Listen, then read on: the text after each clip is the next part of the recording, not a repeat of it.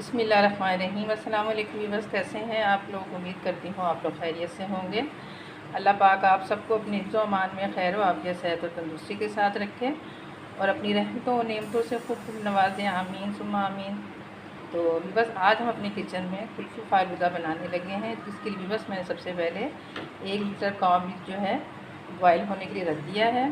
तो जैसे ही हमारे दूध को बॉयल आएगा तो हम चूल्हे की फ्लेम जो है वो लो कर देंगे और दूध को हमने इतना पकाना है कि हमारा जो दूध है वो हाफ़ रह जाए।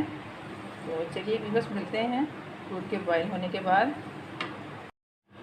तो यहाँ पे बस आप देख सकते हैं कि दूध को जैसे ही बॉयल आया तो मैंने चूल्हे की जो फ्लेम थी वो मीडियम लो पे कर दी थी। तो हमारा जो दूध है अब वो तकरीबन आधा रह चुका है। तो अब यहाँ पर इसमें मैं हाफ़ कप चीनी का ऐड कर रही हूँ, तकरीबन 100 ग्राम चीनी है और 2 खाने के चम्मच खुश्क दूध है। तो इसको डाल के हम इसको अच्छे से मिक्स कर देते हैं।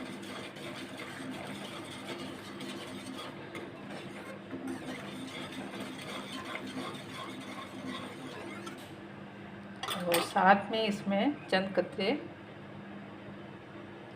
वनीला एसेंस के डाल देते हैं। उन तमाम चीज़ों को अच्छे से एक दफ़ा बॉयल दिलवा लेते हैं।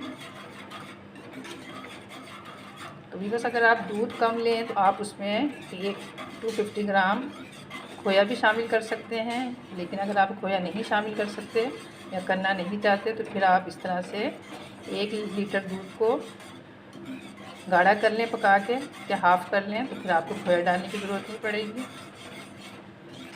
तो इसको एक बॉयल दिलवा लेते हैं और साथ में इसको हिलाते रहते हैं ताकि कोई लम्स ना बने जो हमने कुछ दूध डाला है इसमें। और यहाँ पे बस मैंने 1 खाने का चम्मच कॉर्नफ्लोर लिया है। तो इसको हम थोड़ा सा दूध डाल के इसको अच्छी तरह से मिक्स कर लेते हैं ताकि इसमें कोई लम्स ना रहे।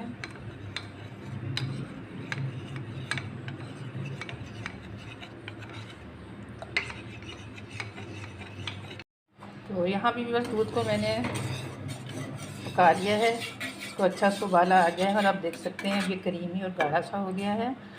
तो यहाँ पे जो मैंने कॉर्नफ्लोर दूध में भिगो के रखा है इसको दोबारा से एक दफ़ा हम मिक्स कर लेते हैं और इसमें दूध में शामिल करके मिक्स कर लेते हैं। और ये हमें कंटिन्यू करना है ताकि इसमें जो है लम्स ना बने।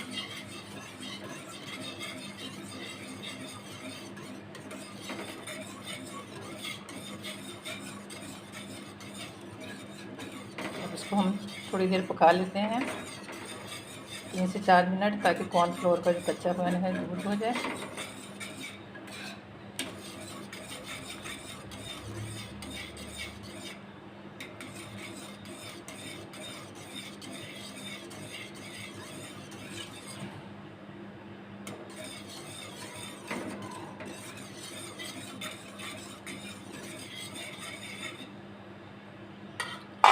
आपको चम्मच से दिखाती हूँ कि ये देखें कितना क्रीमी और थिक हो गया है। लेकिन इसको अभी हम 2-3 मिनट और पकाएंगे ताकि जो कॉर्नफ्लोर है उसका कच्चापन दूर हो जाए। इसका कंटिन्यू आपने हिलाना है दूध को।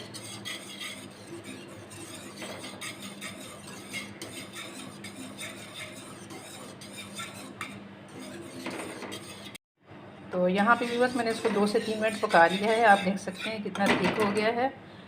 मैं आप इसको चम्मच की मदद से आपको दिखाती हूँ, ये देखें।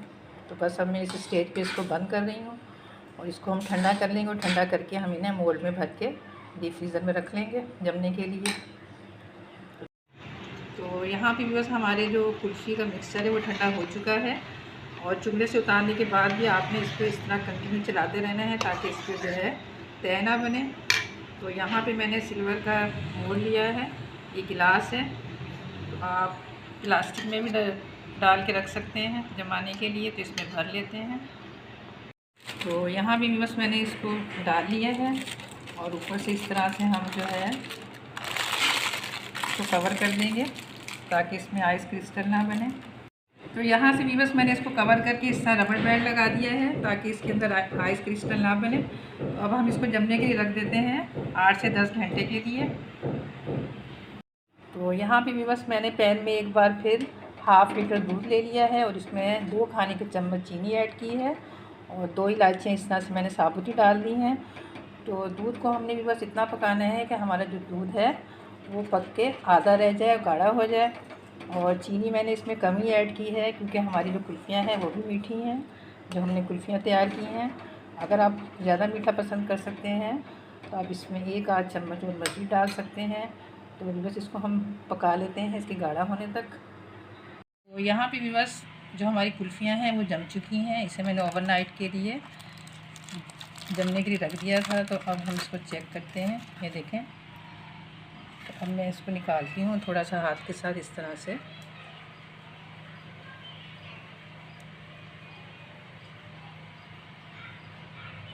तो यहाँ पे भी बस कुल्फ़ी को मैंने प्लेट में निकाल लिया है। तो यहाँ पे जो हमने रबड़ी वाला दूध बनाया था वो इसके ऊपर डाल देते हैं।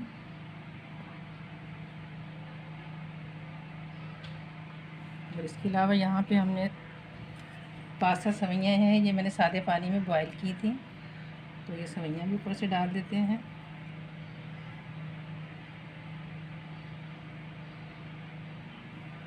और यहाँ पे भी बस मैंने 3 कलर की जेली तैयार की थी। तो ये जेली भी हम इसमें डाल देते हैं।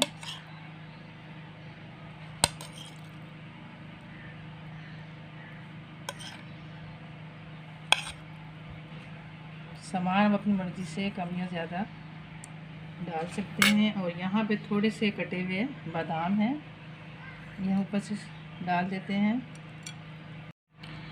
तो यहाँ पे भी बस मैंने रूह अफ़ज़ा लिया है। आप अपनी मर्ज़ी से रूह अफ़ज़ा डालना चाहे वो डाल सकते हैं या कोई भी रोज़ सिरप जो है वो आप डाल सकते हैं। तो यहाँ पे भी बस हमारी जो रेसिपी है वो कंप्लीट हो चुकी है। तो आप देख सकते हैं कितना यम्मी सा डिलीशियस सा कुल्फ़ी फ़ालूदा तैयार हुआ है। तो भी बस उम्मीद करती हूँ आपको हमारी आज की ये यम्मी सी कुल्फ़ी फ़ालूदे की रेसिपी ज़रूर पसंद आई होगी। अगर आपको हमारी आज की रेसिपी पसंद आई है तो हमारे इस वीडियो को खूब लाइक और शेयर करें अपने अहबाब दोस्त साथियों के साथ। और हमारे चैनल को भी ज़रूर सब्सक्राइब करें और घंटी के बटन को भी ज़रूर प्रेस करें ताकि आने वाली वीडियो की नोटिफिकेशन आपको सबसे पहले मिल सके। तो मिलते हैं नेक्स्ट वीडियो में एक नई रेसिपी के साथ। जब तक के लिए अल्लाह हाफ़िज़।